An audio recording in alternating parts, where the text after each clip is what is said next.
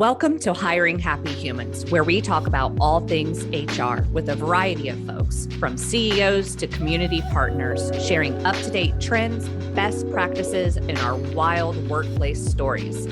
Each interview is designed to leave you with the knowledge to keep your sanity. I'm your host, Dawn Sipley of Simply the Best.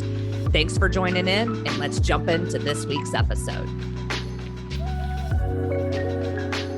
Welcome back, everybody, to Hiring Happy Humans. I'm just so excited to have Alisa Gracheva here with us today. She has an amazing background, not only in traditional healing and therapy, but also really connected to spirituality and different modalities when it comes to healing. Welcome. Hi, thank you so much for having me. I'm very excited and I already feel great about this. So thank you for having me. Good.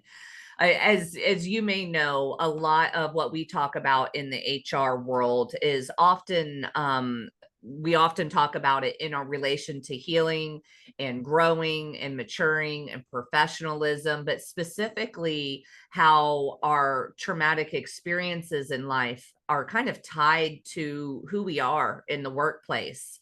And I've kind of coined the saying, if you think your trauma clocks out, when you clock in, you're going to be sadly mistaken. We really do take those traumatic experiences into the workplace. For everyone who doesn't know you and your background, I would love just to get a little bit of more information on who are you, where are you from, what led you up until this point that you're at today. All right. So yeah, my journey starts when I was 18, when I moved to United States. I moved here from Russia. I don't know if it was the smartest idea back in the day. I mean, it kind of worked out, but again, it was a journey and going through, adapting to a new culture. I didn't have no family here, so it was a rough kind of adjustment.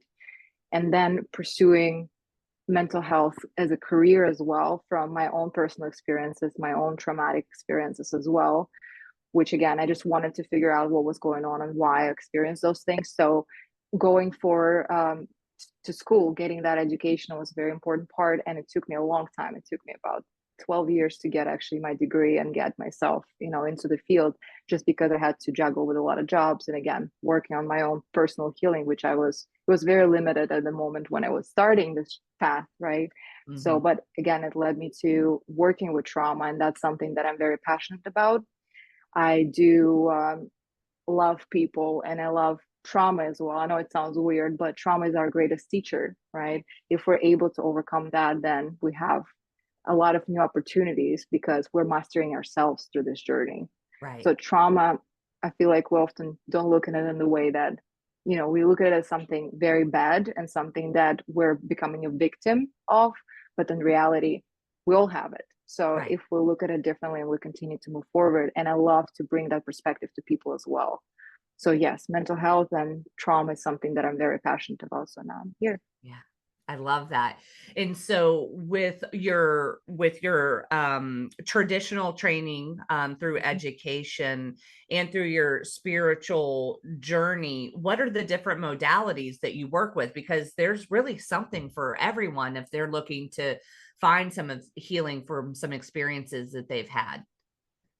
It's going to depend on the case. So from the clinical perspective, from clinical field, I work a lot with CBT, cognitive behavioral therapy, where we look at how our thoughts affect how we perceive things, and also the underlying belief. Right. Underneath those thoughts.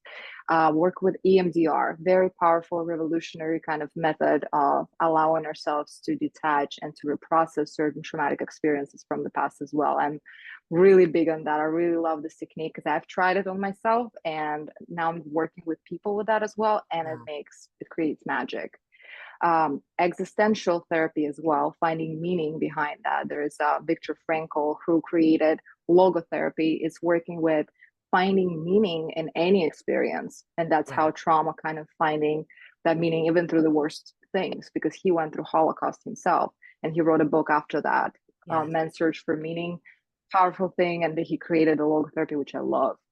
And And another kind of spectrum on the other side of it, we have more of a spiritual kind of basics and spiritual foundation for different other practices, such as sound healing. I love sound healing, energy work. Yeah. Again, something that sometimes is hard to feel, but again, it can be very useful. And it Right. started in Japan as well. Reiki energy, right? Something that people work with. And we all have those channels. We don't have to even get trained. If we really want to get in tune with our own energy, it's not that hard. It's just we have to dedicate some time to it. Um, yeah, so working with different things. I've tried plant medicine as well, and I've Oh, integrated a couple of people through that as well. Um, I did work with people after ketamine and after really? the substance called ayahuasca. It's a sacred sacrament from South America and also creates magic. So there's a lot of different things that after I kind of have that initial contact with the person, it also depends whether it's a clinical practice or not, because certain things I can be limited in. But if I just meet anybody, right, there are so many ways that people can look at themselves and look at different practices that can be helpful to them on working on their trauma, and not even necessarily trauma, even anxiety, depression, other things that we struggle with. Right.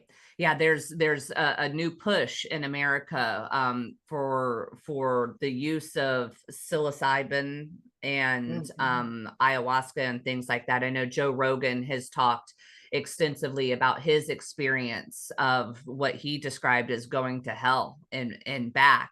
But once he returned, he really felt like he had processed some things that he had never fully um been able to cognitively process. So it was interesting to hear how he shared his experience on that. What Mm-hmm. are your thoughts on psychedelics in mental health healing? I've heard particularly in the PTSD that it Mm-hmm. brings a lot of value there. Absolutely. And psilocybin, I feel like it's been on with people forever, and a lot of people are doing that. Ayahuasca is my medicine for my soul. And I know speaking out loud about it, I've done a lot of work. I actually had PTSD myself. And so going that route, when mentally we process everything, there's still something that can remain very deep inside in our bodies. Trauma, it's not just a mental process. It lives in our body. There's a book called Body Keeps the Score, when we know Oh, how trauma yes. I really quote it all the time. exactly. It's a So hard read. again, It's very complicated because it's so clinical. I think it took me a year and a half to get through it, but definitely a valuable book. yes, for sure. Just understanding trauma and how it works within ourselves. But ayahuasca, I've been on this journey since 2017. It changed everything for me. And Wow. yes, when Then you were trauma a, is, you were a leader in that forum.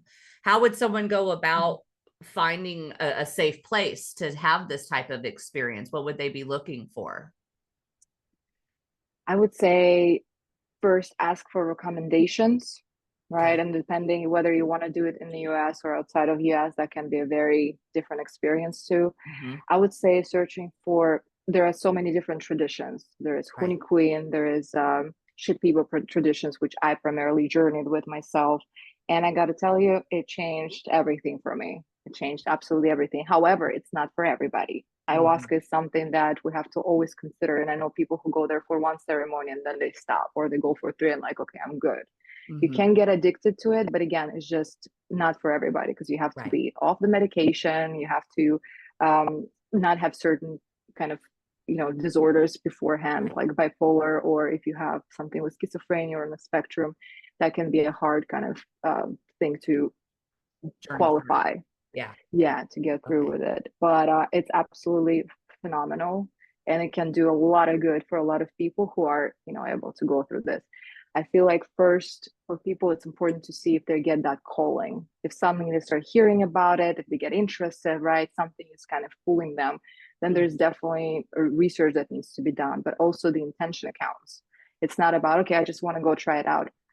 Right. She's not going to like it. The spirit of, we call it the mother, the spirit of the medicine is very strict about kind of who is coming to the space for her. Right. And if there is a serious, again, PTSD veterans, people like that, she loves them. She loves, again, trauma as well. She loves to help those people and humans that experience trauma and get through it. So it's a Yeah. powerful experience. Yeah. Wow. Fascinating. Fascinating. Thank you for sharing that. Now, with me being in HR and you being an expert in therapy and healing, as you have worked with different folks, I'm sure part of what they're trying to get through or manage in a better fashion is work. I mean, we are at work traditionally here in America 8 hours a day, and navigating those workplace relationships when it comes to authority and workload and communication. How do you see, as a therapist, trauma impacting the workplace?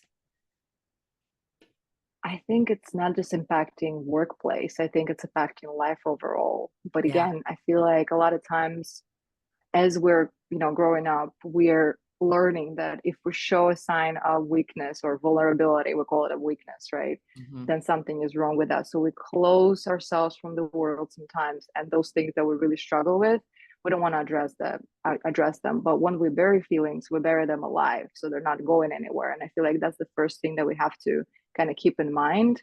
That Right. anytime if I experience thing and I try to kind of push it down, it's not going to be good for us. And that's what we often do, especially in workplaces where there's a toxic environment, or there's not a good work culture. People are not kind or nice, and I know a lot of those people, and I work with people from different areas, including law firms and different places that are very intense. And I feel like that can exacerbate if we have some underlying condition, if we have certain things we didn't process, that can really trigger a lot of different problems to come to Mhm. the surface. And that's when we can be lacking sleep, we can be experiencing severe anxiety, not being able to communicate with people, getting irritability, all of the spectrum of the negative kind of emotions, they will start showing up.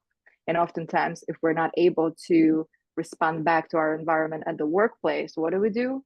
We come home and we put it on those around us because they can tolerate it. They're there, they're not going anywhere. So Right. I feel like understanding how that can be impactful and what do you really experience is the first kind of step to start to understanding that, not, what, maybe I should talk to someone. Maybe I need to, what can I do? Like, why am I experiencing this, right? The first time, the first kind of step is understanding that, okay, there's something there, becoming aware of it. And then again, seeing how that actually is impacting your life on all different levels, not just the workplace. Yeah. Yeah. Yeah, I mean, I think a lot of people understand that trauma can impact relationships and romantic connections, and it can certainly impact parent-child connections, but they don't always think how all that has impacted, work. I know for me, having been a parentified child, some of my strengths were I could talk to anyone. I could be whatever what I sensed they wanted me to be. I was kind of a people pleaser, which made me an easy person to manage. I was always kind of like that teacher's pet and willing to be so helpful. So my bosses loved me for those reasons, but then any kind of awkwardness, that anxious attachment kind of style, I would start to have a lot of self-doubt. I kind of had issues with authority because I never really had a parent who parented me. I kind of led my mother through her, addiction and whatnot, and she leaned on me for a lot of advice. So it's not normal for me to be in a lower placement. I'm very much that natural leader, to a fault, yeah, at times. So as I began to heal personally, I also was able to identify how those things were impacting kind of my work relationships. Absolutely. I've always shared with people the love languages book is a great book to read with a professional lens on, to kind of say, well, how are my employees? Some employees, it's just like, give me the bonus check and I'll be happy. Save your thank yous for somebody who cares, and someone else is like, I don't really care about the money as long as they call me up on stage and publicly give me, praise. And then other people, it's like, well, I don't really care, but I'm no longer as close to the boss as I used to be. When the company was small, I was the go-to person, and now there's all these other people, and I have to share the attention of leadership. So with the people who have taken my advice, they've received really good wisdom on how to manage those relationships in the workplace. Mm-hmm.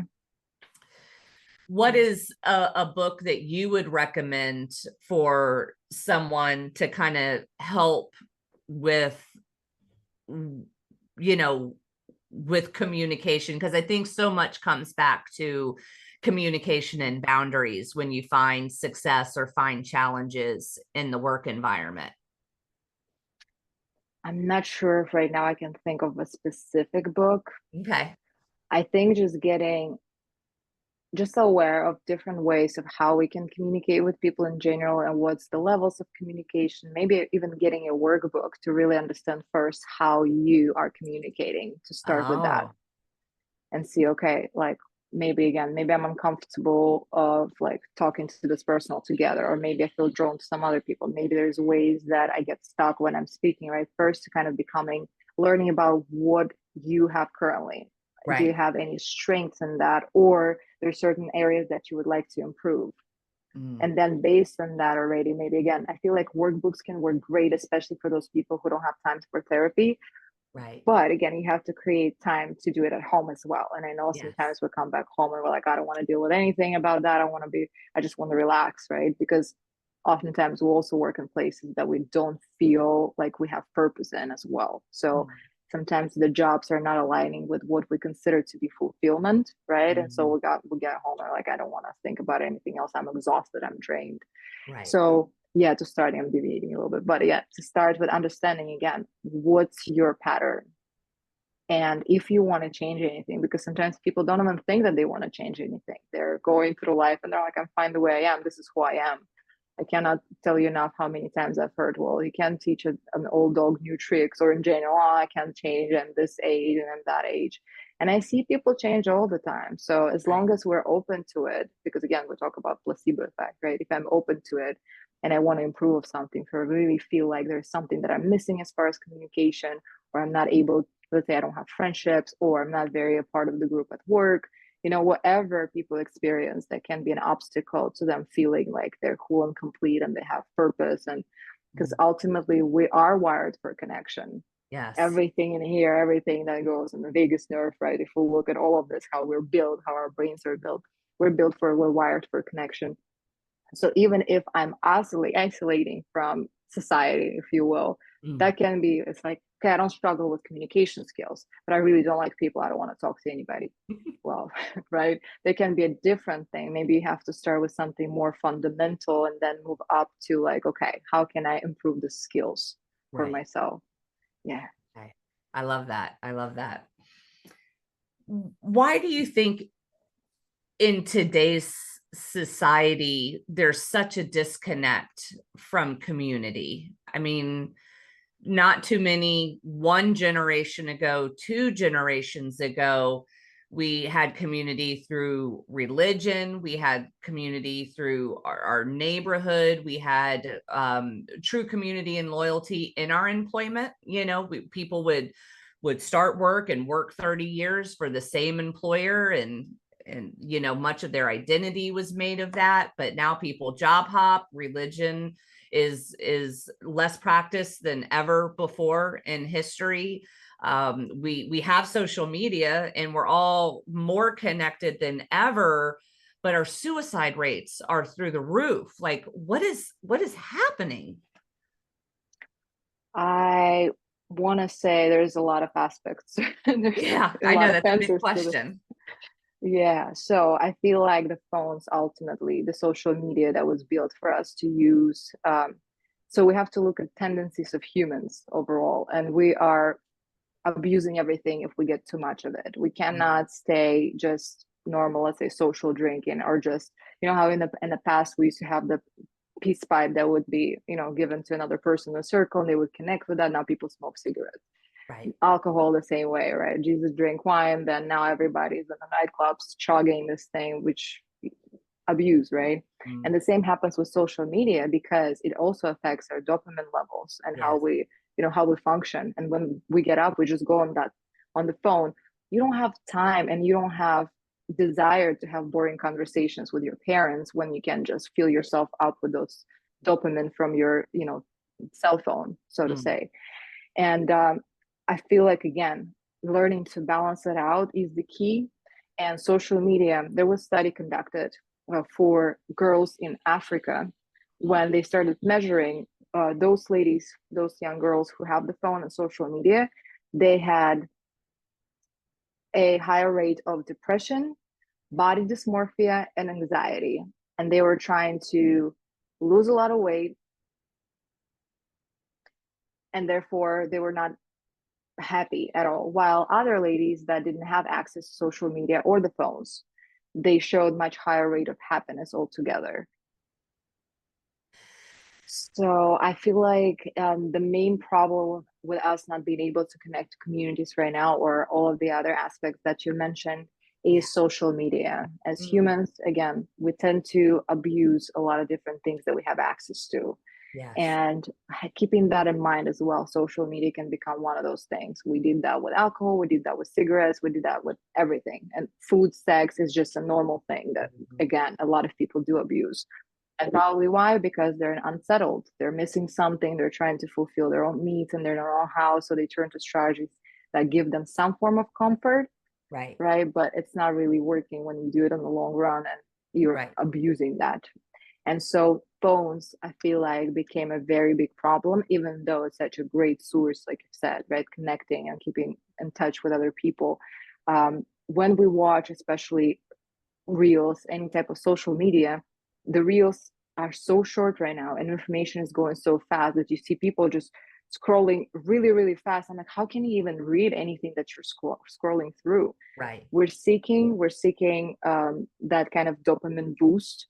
And especially from the very first time when we get up in the morning, and the first thing people do is grab their phones. What are you doing? Right. This is a time for contemplation, for setting yourself up for the day. And you're sending yourself on this roller coaster where you get a lot of thoughts in no time. And then how can we really pay attention to our loved ones, to have a boring conversation with our parents or, extended family members, when we can get a quick fix with their phones if we go in? Right. There was a study conducted in Africa, actually, where girls with the phones, they started measuring the happiness and, any type of mental health issues that people can experience. And so those ladies who had access to social media struggled with depression, anxiety, and body dysmorphia.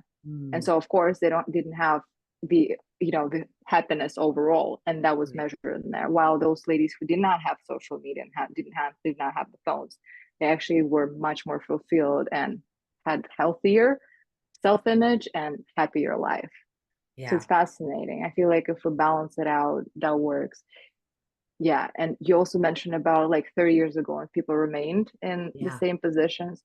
I feel like it also stems from all of the messages we now receive psychology wise, right? When back in the day, and I'm probably go a little more than 30 back, when you're born in a certain family, then let's say it's housekeeping, right? Or people who wait, like our waiters. And we try to go and explore other professions. That's probably not going to happen. If you're born into this kind of, kind of level of Generational. socioeconomic status, you're probably going to continue on whatever your parents had. And so then finding your loved one, like getting married, having a partner, right? That would become the source of happiness. So of course, our friends, right? This is something you can choose, while we couldn't choose something else. And right now, the old messages that we hear, you got it, you are the shit, you can do this, go and take over the world. If these people don't work, you can find new ones. We start prioritizing, our values are changing. So we start prioritizing that which we see on social media as being this luxury, success, luck. People have expensive cars, they have a lot of money. That's what we see. And those messages, we get it all encoded into ourselves because our brain just soaks in information, whatever it can. And so those messages, they're taking us away from our true values. And we're wired for connection. Everything here, our vagus nerve, all of the senses that we have, especially on face here, we're wired for connection. But if I don't see you in front of me and I'm seeing the phone, that separates me. It instills kind of different mindset of what should I be focusing on and what should I do to get whatever I see right now, Right. on these Right. phones. They say that comparison is the thief of joy, and that's kind of what I hear you saying. When you just grew up knowing that you were going to be a potter or a welder or a Mm-hmm. waitress because that's the family tradition, then you accepted it, and that felt fine and normal. And when you grew up in a village and there was X amount of women to choose from and you got one to choose you, that was your person, and there was no plethora of mates to be kind of chosen from. And same with work. To have so many options is a little overwhelming. And I think the choice of options, you always have that FOMO fear of, did I make the right choice, and is it greener on the other side, and whatnot. So, but you did mention values, the values that we have. One thing that I've noticed is when I'm doing my interviews and I ask people about their values, you would have thought I asked them to do a quadratic equation. Like, they don't even really barely understand the concept, much less be able to kind of walk it out. For young people these days, what would your advice be to them on how do they decide what their values are when we've lost traditional families and we've lost religion? What used to instill those values in us were those systems. Now we live in this big world. How do we create our own values so we're not just living life by the breeze and taking whatever the world kind of gives to us? I don't know if young people will be able to do that kind of work. We're talking about, if you're teens, you probably get to explore and experience things before you kind of come to a conclusion. Something I have to like figure out something for myself. Something may not be working, or whatever kind of maybe misfortunes that I'm getting myself into. Because I know a lot of teenagers, they have a lot of already struggles, and then trying to decide on the values can be a little rough. But I would say we all would have certain role models, right, in life. If it's not parents, maybe it's someone you observed, again, on the same social media per se. Right. Just identifying, maybe, are there any qualities that they have that they like what is something they admire in the people in that role model. Maybe that can be a starting point to kind of start shaping up, what do I kind of cherish and what do I admire for me, what do I want to have. Or maybe, again, comparison, again, it's not, it can be a kind of problematic thing when we do it, because it can be in the negative way. But at the same time, if you compare yourself to your role model and say, okay, I like that in this person, so am I lacking that, or do I have that, or how do I get that? Right. So I feel like this comparison will be a healthier one, not a healthy one, the healthier one. And then when you move forward, we're trying, okay, what, I want to do that. Okay, that person, how did they get to the successful place? All right, maybe they studied a lot, maybe they worked a lot, maybe they went and pushed their own limits. Okay, maybe this resilience is something that is your value, and you want to continue and practice that in your life. But again, what steps do I have to take to kind of get that going for myself? Yes. I would say family values can be big for a lot of people. Not everybody has a good family, but scanning, again, usually kids are very receptive to what their parents are doing. So looking at your family as well and say, okay, what do I like about my family? What do I admire within my little unit, right? Within my circle. And again, maybe adopting that. Maybe it's going to take trial and error, because I know a lot of, actually, my ex-husband was interesting. He had a lot of values from his family, but again, to get to know himself, he needs to go acquire some journey to really figure out who he is. Because again, we're not our parents, right? We're going to have different values, and sometimes we want to get the values from our parents, but we actually build differently. We're a different kind of human, and we're a product not only of nature but and nurture, but we also get the people around, the environmental kind of things, right? So I feel like it's an exploration, and to get to what your values are. And even if you discover that, okay, I like this, am I practicing that, to see how in my life I'm actually working with those values and, kind of prioritizing them over other things that I may think they're important, but they're actually not a part of my values. And it's just a Yeah. habit that I get into and I continue doing certain things. Yes. Yes. So, yeah, I would say just follow and explore first and see what Yeah. you like, what you don't like, and see how you can implement positive changes to get to where you want to be. Yeah. I love that you mentioned resilience, because I think it's, for me, that's a value that I have a lot of honor for, being able to make it through tough times, and to be that person that others feel that they can turn to. But resilience, what's that saying? Hard times make good men make good times make weak men make hard times. And so, you really don't know your character until it's tested. It's nice to say, well, I'm a good person. Well, have you been tested to see, if you are self-sacrificial or self-focused and those types of things. But when it comes to resilience, when do you believe a person knows that it's time to just let it go and stop pushing the initiative forward? Because that's something that I've struggled with. I will push that wet noodle up the hill until I'm just flat and exhausted. And sometimes I feel like, for me, being a Christian, like, God is not wanting me to pursue that, and I'm not listening because I'm in my own head that this is, I respect resilience, I'm going to push through it, when honestly I should just kind of let it go. While other people, God forbid they have any kind of setback, they're like, oh, not meant to be, you too hard, it's not easy, I don't want to do it.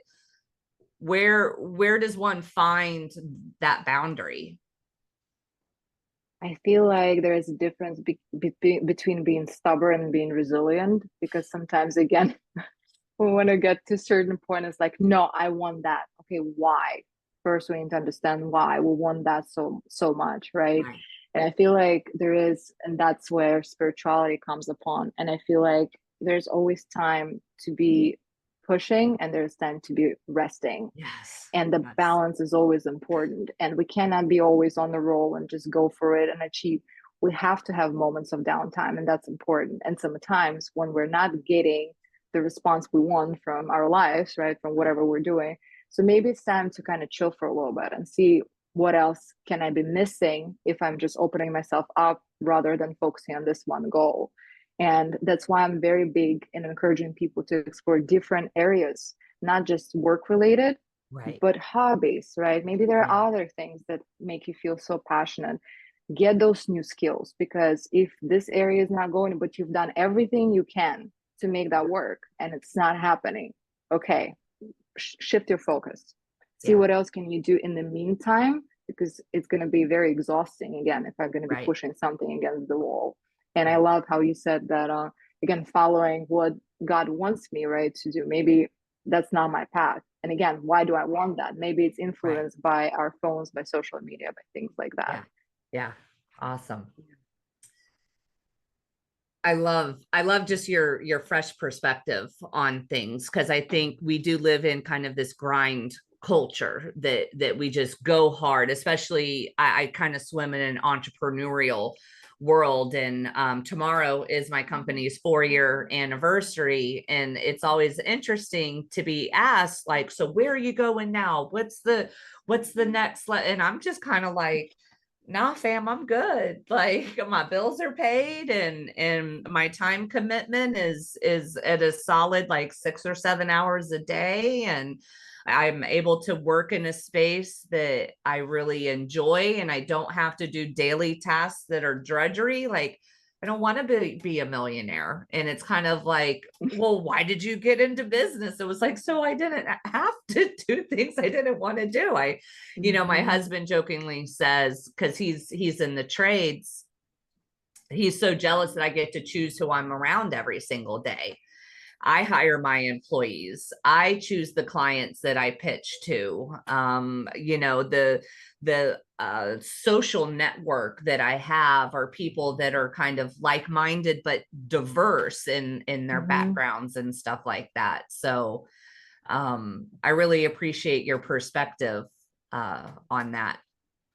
Now, I always do love to ask all of my guests, because you've Hmm. been on quite a journey yourself, what is something that you wish you could have told your 18-year-old self that would just have saved you some grief, maybe some money, maybe brought pleasure, but what do you wish you knew then that you know now? It's a life or work. Which one? Career Either advice one or of each, or pick one. ooh,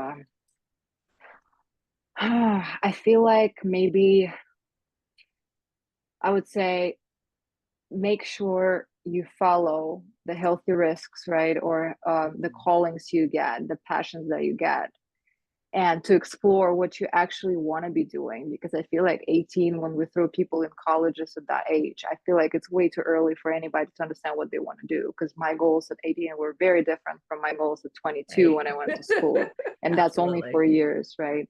So I feel like number one, exploring, not being afraid to take on new opportunities and try them out. If they don't work, they don't work, Hmm. you know. And the second part is listen to what people are telling you, but don't necessarily act upon it. Take it in, process, take take it into consideration, and Right. then follow whatever you're feeling drawn to. Yeah.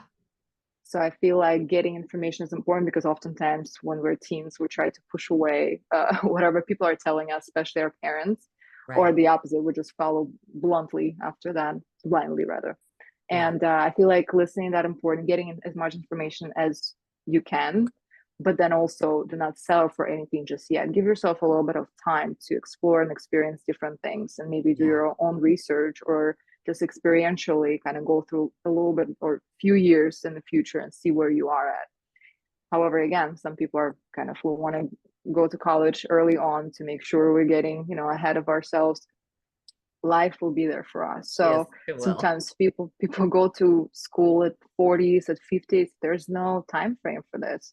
And when I remember me going at 22 to school, and I've had people asking, but why? Why do you want to go there now? How old are you going to be when you're, ending your school? I'm like, how old are you going to be in that same kind of in Right. the number of years? We're all going to be there in those years, but whether you're going to have something with you that you kind of worked on or not, it's our Yeah. choice, right? So Yeah. I feel like just explore and experience, but also consider different things for yourself as well. Just again, trust yourself, but Right. verify. Yes. Yes. Yeah. I mean, is the fruit that I have good fruit, or am I just going through kind of rote motions? And we have such a beautiful time to live in where we can have exposure to so much, and I think knowing your values will help you eliminate things that you don't want to be exposed to. Knowing your passions and interests will give you something to want to kind of seek after, and kind of knowing your story and your why allows you to, depart from what used to be, and become a Mhm. new version of yourself. So Absolutely. And then that's the comparison ultimately. That's the one comparison we should be doing is looking back and say, okay, am I better off right now than a year ago? If right. yes, okay, what did I do? What did I do differently? Right. What was helpful for me to be this better version of myself? Yeah. And yes, and that's a lot of dedication and a lot of time, quite frankly. We have to be able to have that balance of, again, living a life that's socially appropriate and needed, and the same time, uh, kind of having that time also separating the time for yourself to really tune in to see what you are and who you Hmm. are and what Hmm. are you doing and what do you want, and all of those things. We have to Yeah. just acknowledge that we need the time with ourselves one on one. Figure out what you love and then monetize it. Don't try to make money and then figure out what you love. Yeah, so that's brilliant for Yeah. sure. Yeah. Yeah. Awesome. Well, thank you so much for being with us here today. We will have your information linked down below if someone would like to connect with you and learn about what energy work is, or sound healing, or any of the modalities that you offer. We just encourage anyone listening, if you do feel attracted to this, if you are curious and you want exposure to something new or to deepen the exposure you've already had, please do reach out. Thanks so much, everybody. Thank you.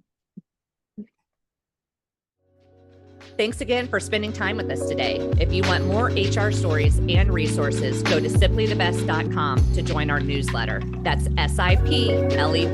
Until next time, stay happy.